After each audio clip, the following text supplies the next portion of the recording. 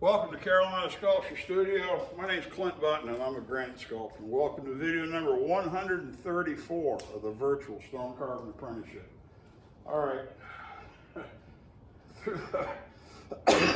through the magic of video, the stones all stood up, okay? And picked up belts and straps and tried to get things organized and put cribbing away. And now it's time to get to work. So watered the floor down because it's pretty dry in the center. We got, it's winter time, so it's raining, it's moist along the edge, but it was a little dry down on the bottom. So stirred up some dust, so I wanted to wet it down. Let's take a look at this stone and see if we can, explain a little bit. Okay, talked about how I don't want to show a lot of video of me rigging stones. This is life and death. This weighs 8,000 pounds, okay? 8,000 pounds means you're dead and it wins. And there's enough idiots on the internet that are picking up stuff and hoping it goes well and tipping things over and knocking stuff down. I'm not going to contribute to that. You need to get with somebody that can really teach you about rigging stones. Now let's look at the figure. Now, something we've got to understand, let me put it back up on the stand here because I want to explain a few things. I think this is about as good as I can show. I'm limited on space because I don't have a really big studio. So what I can show you, I'm going to take, and I haven't set her up yet. I wanted to water the floor good. Probably going to, I don't know if I'll bring in an easel or make a hook to hang her right on. I'll put the plaster right here so it's easy to reference. I can see it. It would be easier for me to put her right here, but she's so long that that'll cramp me going through there to get to the grinder. And if I knock her over and break her, that ain't good. I mean, cast another one. I got the mold, I got the rubber, I got the mother, I've got the clay still here that I can set that up too. But it just isn't worth it. This is over here is dead space, and so I can set her up and make that work. This is a little deep, and this looks like it's different than the model. But what we've got to understand, this is still fat. There's still volume here that I haven't taken out. And taking that down will bring this up. What we've got to do is, this is our center line, and we've got plenty of room because I trust the method, because I pointed it and I shot points and I know where the points are. And even if, one of the guys up in Barry would call it the snowman stage, because you just kind of put it together a little bit. And, they call it the dummy stage or the model stage. There's all kinds of different words for it. This is just rough pointed. I only needed some landmarks to make sure that I had her in the right place. This, we're still 3 to 4 inches from the background here on the side. So there's still a lot of material that has to come off here to leave that 8 inches. That's the die portion of or the ground, what would be the ground of this bas relief. And so we've still got to take off a lot of stone, and as we reduce that, that's going to bring this forward and make it look a lot less flat. This is still pretty flat in terms of her knee being here and this being up near the bottom of her cuff, and her cuff ends way up here. I mean, this is easily her cuff here.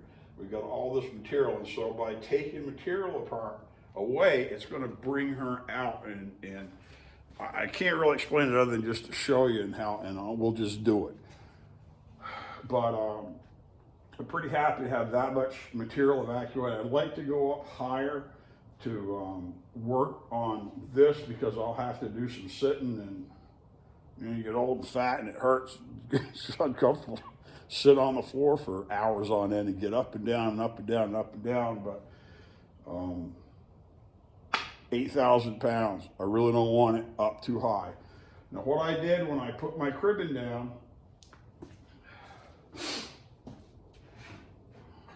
this is one of the great things about having a clay floor or a dirt floor, is that I set one of my 6x6s up, took my square carpenter's level, and I made it true. I made it true long ways so that it was square, and then when I set, from front to back, And then I set this one on and went over and tried to, and made sure that it set to where it was square. And then I leveled that one and squared it because I could add dirt under it or put dirt, take dirt away. And make sure when you do that, this is why you keep your floor raked. You don't want a bunch of chips in there because those rocks will put you off and it'll end up resting on a rock and it'll have some teeter to it, and that ain't cool. And so then I got this one level, then I made sure it was level across and diagonals, and they were all real nice. Now I put pads under this, and it's got a tiny bit of, I checked my vertical on my center line to make sure that she was vertical, and she's right on the money. It's great. This is right where it needs to be. And so I don't have any worries about when I start cutting it, you know, the drapery will be plumb in terms of gravity, the way that a viewer will look at this, because this is straight. I got it straight up and down. It's tipped back just a tiny bit. I don't even know if it's 1/8 of an inch at the top. It's not quite vertical. And basically that's because I'd rather have that bugger 8,000 pounds going that direction than leaning towards me or being perfectly level, maybe settling and coming towards me. You got to keep track of that because this floor can pack down and settle. This is dry clay, and so it's really stable. It's a really, I can't get over this floor. Love having a clay floor, really, really do.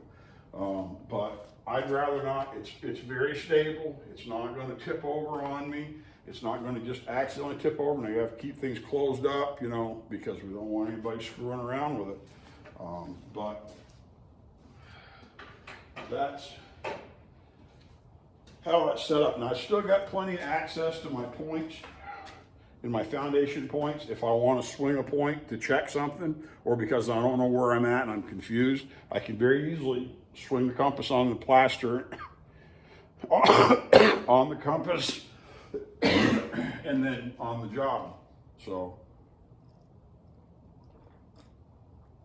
but there's nothing like having a cold for a month and Christmas time and all that other stuff and the weather going up and down, and I don't know, we got kind of pampered with COVID because nobody got sick. We didn't get sick for a couple of years, and then we went back out in the world and where all the cooties are, and you start getting sick again. So, but anyways, it's coming along. I appreciate y'all being patient, hanging out, and I'll have to, and I wanted to get some room because I'm going to have to set up and cast this bust, you know, at some time in the near future. That's up there at the house, and but I've got good room to work, and we're going to try to lean into this. I got to get this stone wrapped up, and because we've got other work coming. But now it's stood up. We had some. I told people, you know, what we'll do after I cut all this. You know, this extra here on top will catch the wings. We'll have the height up here for the top of the die. And remember, the plaster has a relief down behind her head to accentuate that her head is there. Then it'll have the straight, but hopefully we'll have tips of wings just a little bit, just enough to break the top, and make it look like it's not just that it's bigger than the stone. Anytime you carve a bas relief or whatever, the goal is to have so much volume that it looks too big to fit in the stone, and that makes it look more lifelike. So we'll work on this, but the model, the bust is dimensionally really good. You know, we've got our 2 points here, our 2 foundation points, which will be, you know, correlated on the model. We'll put the same thing on there, probably with a steel chassis, just because I like that. And then we'll set this point on her head.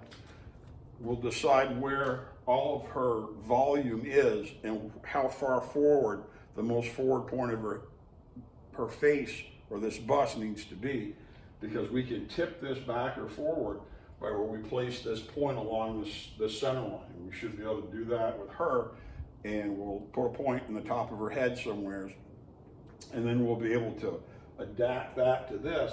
And however, whatever attitude we set that, we could lean her forward a little bit or tip her head back a little bit. And we'll get into that, I'll show you. So, now it's just getting back into cut stone and hopefully staying on track with this, because we've had other things that came up that had to be addressed, and we've got other stones pending to come in here, and you know, that I'd like to include on the apprenticeship series. So I don't know, hang around with custom stone, man.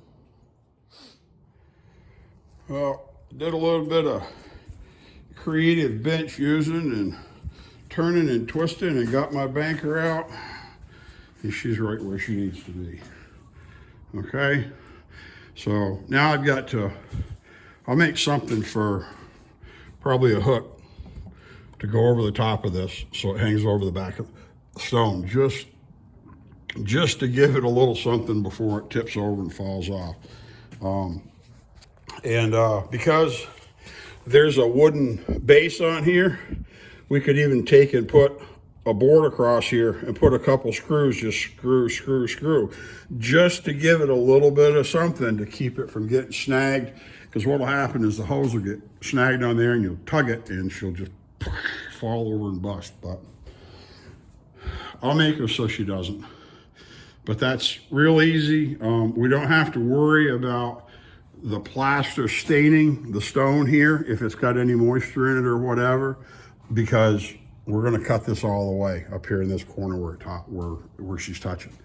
So, but this will give us a pretty good way to look and reference. I like to have, let me set my camera back up here. I prefer to have my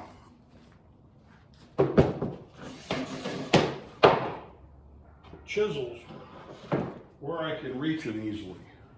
And so what we'll do is I'll have my modeling stand right here, and it's easy to move. I may need my bench, you know, because I'll be working where I'm down, and I'll be sitting, and I'll also sit down on the ground or almost on the ground, usually with a pad, usually on my short riser. But this way I can carve, you know, I'll put my box away, but I can be carving away, and I can get the other tool that I need and just keep carving. Real easy to put a bigger top on this. That's why all those screws, we just put a bigger piece of plywood on there and it'll be great. Set your stuff, or it'd be easy to put her here to where I can see her, but she's such a big model that this time it's just not going to work. So I'll be able to step back, take a look at her, and then step back in and cut. And we'll be in really good shape. So really, it's cool when it starts coming together. Now we get to actually carve. This has really been a lot of work to show you how to swing compasses, and I wanted to do that. It's hard to slow down to do it, and then we've got other stuff going on in parallel that make it really difficult, because swinging compasses isn't something you can just come in and do for 20 minutes or half an hour or whatever. When you get a little break, a little, you know, among other things, and you can get down and go to work and just carve like crazy and then stop and then go back. Because when you're pointing with a pointing machine, it's a very specific operation. You don't have 6 compasses going where you got to have 3 to enlarge and then 3 to transfer. It's really hard to keep your head together on something like that when you've only got little bursts of time to work. And so now hopefully, we'll see how good I am, how fast I can cut this, but I want to work this up and get this done. This thing needs to go. So as soon as the ground's dry, I want this thing shipped. And as she is relieved, because details like this is a foundation point that we've been using a lot, is this one right here. And you see this one in her elbow, this goes in here, almost 3 inches.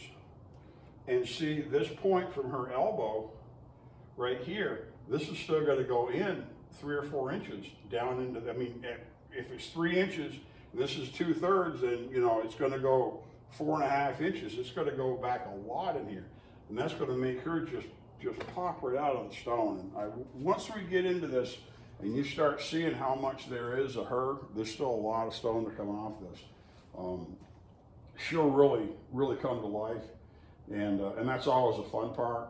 And then when we get to removing this top corner, that's more rough and tumble stuff, but I'll show you how to do it, and we'll do it in a way that's really secure to drill it off. We're not going to split it, because if we split it and we impart energy somewhere, some people had asked about that. No, we're going to drill this and then take a channel bar and cut out all the webs, and we'll rig it up to where I'll make a template so I know I'm drilling in the right place front and back very easily, and we'll secure it with belts with the crane before we break it loose, so we've got it under tension, so as soon as it starts to go, we'll have some pads in there, wedges, whatever, and we'll drill it off and be able to just lift it off and not damage anything. And then once that's done, that's going to turn it into a different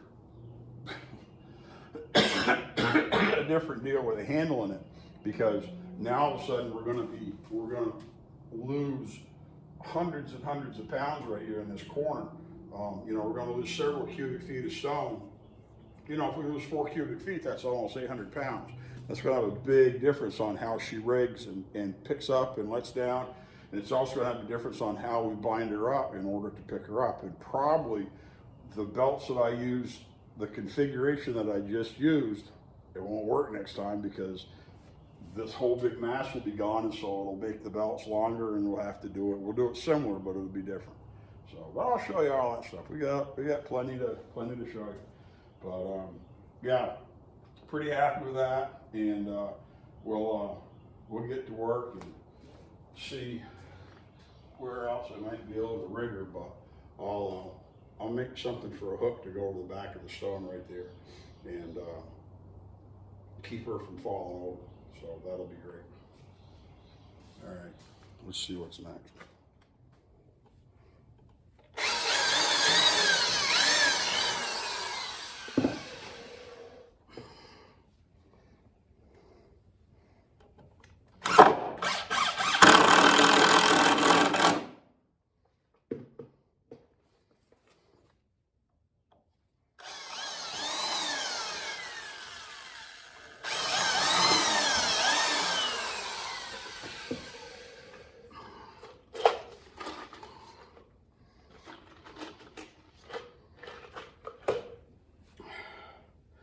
Now, screwing this on, I'll let this hang over just a little bit, because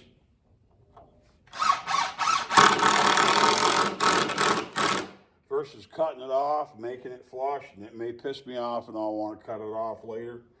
But I may also need this longer piece of plywood in the future for something else. And I'd rather have that length on it than cut it off and then wish I'd left it longer.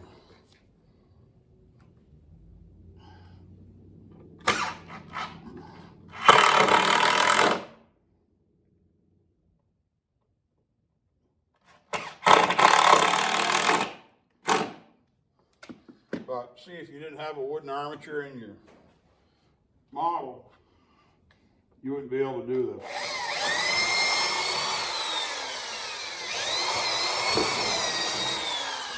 And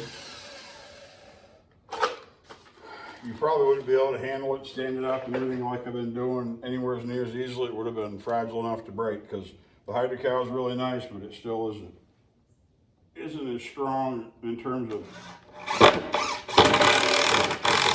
resistant breaking like some things are. So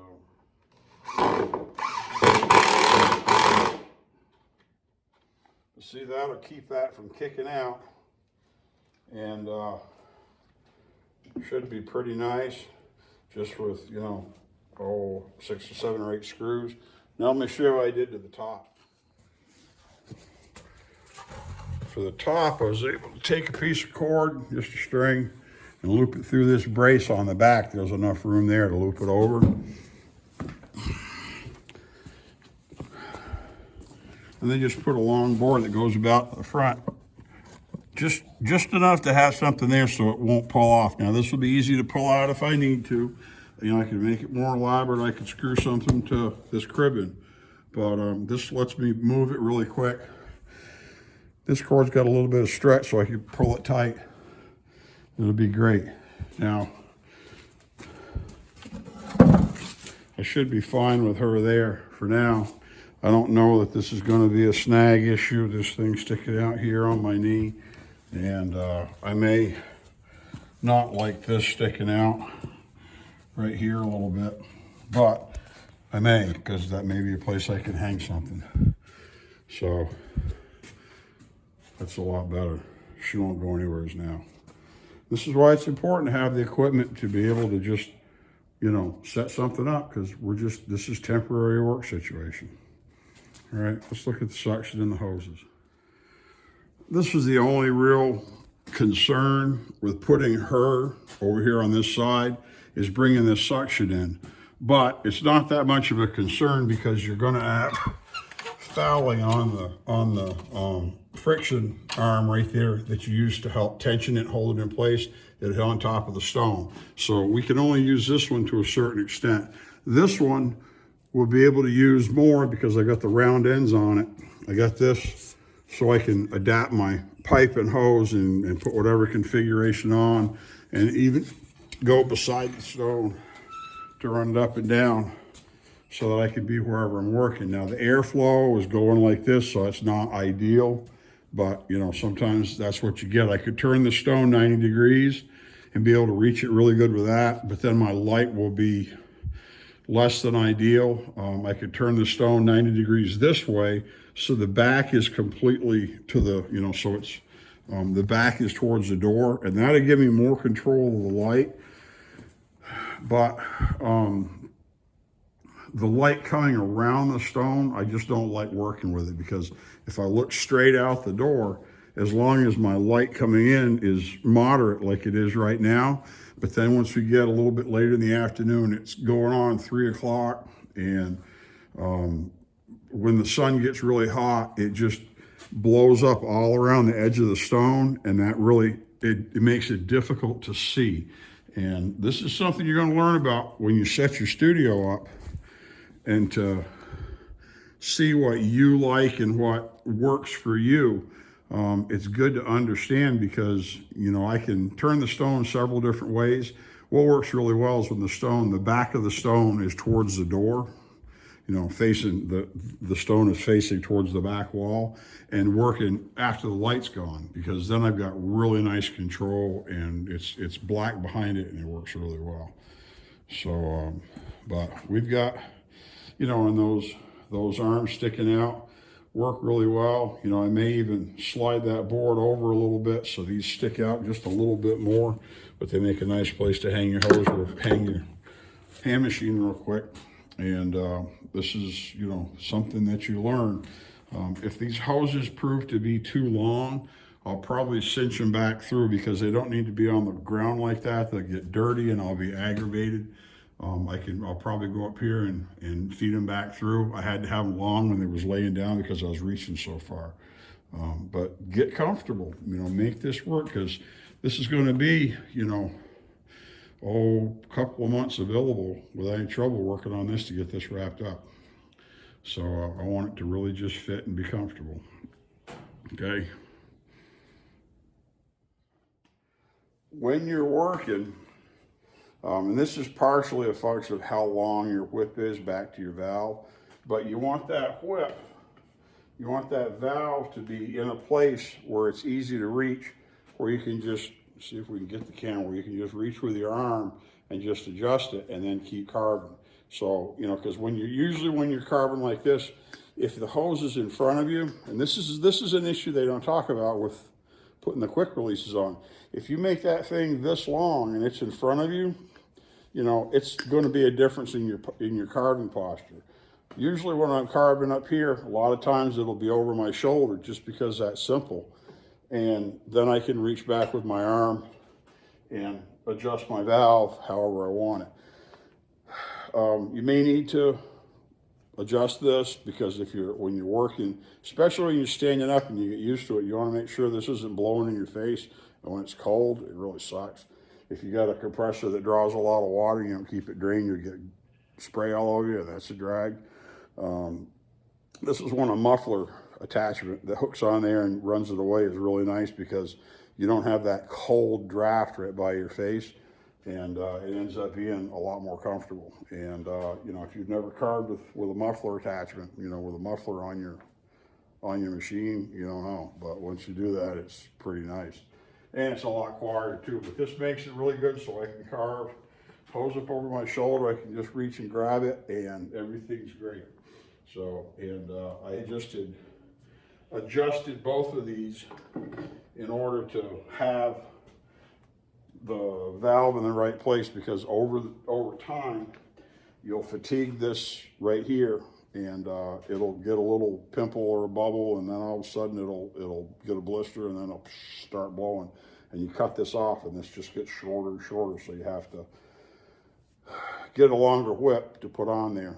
And like I said before, if you're gonna put a quick release, my opinion, put it back here by the valve. Don't put it right on the hand machine, because now you got something that's this much longer to deal with, and I don't know, to me, and they don't last, so. But anyways, I think that's probably getting up into the time for calling this video quits. So it's out of the way, and if we need it, we'll pull it over. But doing good here. So, and I may put a little bit longer, bigger top on that. We'll wait and see. Because what we've got to protect now is we've got to protect the plinth, so we don't drop something on it. That's really important. So I'll look and see if I get a little bit bigger piece, and probably something that's got a side on it, so stuff doesn't vibrate and accidentally fall off there. And we'll make a piece. Maybe I'll go ahead and make a piece pretty soon here, so that's all protected, because that's a real dangerous spot. Let me show you. Right here. We don't want anything for a chisel to fall and hit this, because this corner will break. And so we'll probably need to put a surround on that now just to cover it. And it doesn't have to be anything elaborate, just something that's on there. Sometimes people just put like some, you know, piece of canvas or rags, but it's too easy to screw 2 or 3 boards together and stick them on there and it protect it. So see if I can do that before I get into anything else. All right, I went ahead with the magic of video and put a bigger top on this modeling stand.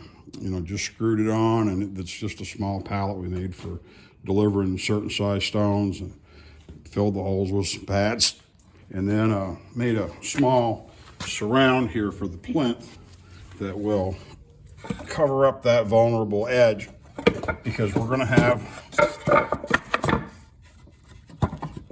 stone, you know, falling down as we cut stuff away. Hopefully not great big giant uncontrolled pieces, but you know, there's going to be a lot of stone falling on that. Then we don't want to have a chisel or something fall off here.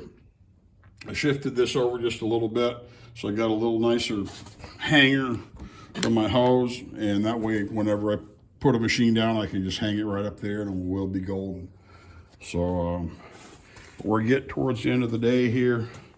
Got a lot done, and getting the modeling stand, all the tools set up, so everything's, you know, a hand reach away while I'm carving. And set your ergonomics up, make your work flow really well, and you'll find out that it makes you a lot more productive, because now that we're at the direct carving stage and I'm not swinging compasses, it frees me up to carve a lot more readily. And so if I've got phone calls, if I've got office work, if I've got something going on where I've got to take a break and go away, I can set my gear down, walk away, turn, you know, flip a switch, turn everything off, walk away, and then I can come back, flip a switch, and be carving again instantly. And that little bit of time, every bit of time you save adds up. So my name's Clinton Button. I'm a granite sculptor here at Carolina Sculpture Studio with a virtual stone carving apprenticeship. Thanks for coming in.